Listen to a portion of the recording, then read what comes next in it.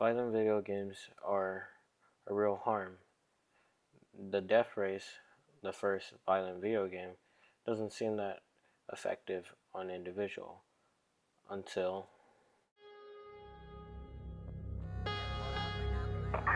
Commanding officer at Way Station Romeo. They began reacting to bright lights, retreating to the dark corners. They were my friends and colleagues not so long ago. Turn it off. Hey, Isaac!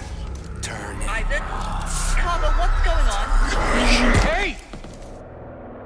Dead Space is also a new violent video game that was presented to our generation nowadays, and we have some people that react to violent video games like this.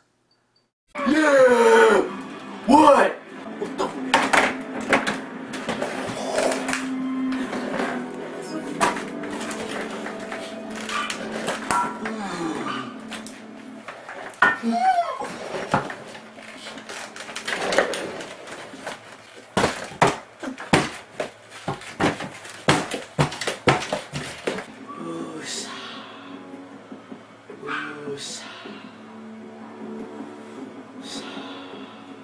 It's starting.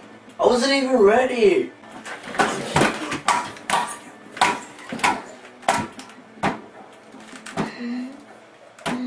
Eat lead. Oh crap! You eat lead.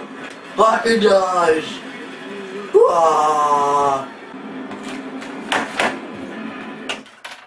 Some video games become this violent and people react in these kind of ways, and also these violence can be led to these serious events like the Connecticut and more, as I will show you. In the last decade, there have been more than 20 shooting sprees carried out by young people with a history of playing first-person shooter games. In 1997, in Paducah, Kentucky, a 14-year-old boy named Michael Carneal brought a gun to school.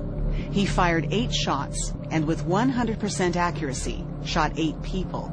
5 of his victims were shot in the head. His marksmanship was astonishing. He had fired a real gun on only one other occasion, but he had spent hundreds of hours playing violent shooter games. Many of these games give bonus points for headshots. State University, a young German researcher is using cutting-edge technology to peer into the minds of gamers. In Weber's study, the brains of 13 young men are observed inside an fMRI scanner as they play a first-person shooter. All are regular gamers. Previous neurological research has shown which areas of the brain light up when we have aggressive feelings. The purpose of this experiment is to see whether these same areas are activated when playing violent games. We wanted to show that playing violent video game is just playing a game and has nothing to do with aggressive cognitions, aggressive effects, and even aggressive behavior. Inactivity of the gamer with the violent content of the game. Okay, here, oh, what a great anterior syrinx cortex. Weber found clear evidence of dramatic effects on the brain. Once we got our results, we were actually amazed. We could see that playing first-person shooter game translates into brain activity that is characteristic for aggressive cognitions and aggressive effects. Weber's work is conclusive evidence that playing first-person shooter games produces aggressive impulses in the player's brain. For grade school children, middle school children, around that area, violent video games have a much deeper effect because we're still developing our empathy, we're still developing our brain. And so to have a violent video game, it kind of lowers that empathy that we can have. It makes it easier for us to see violence and to commit violence whenever we're seeing it on a video game. But oftentimes video games that have that effect are not meant for children of that age.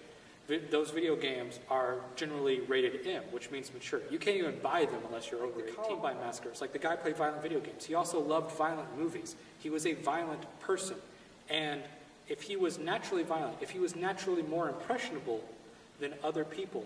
It was dangerous for him to have those things at such a young age. Now, parents and any legal guardian should worry about their own children and look at these labels as mature and above. They should look at what they could do for their own child and to protect them from these violence.